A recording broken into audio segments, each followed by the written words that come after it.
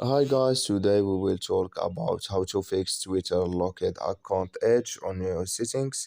We will click here on settings, then we come here to settings window here like you say, and we will go down and we will click here on apps.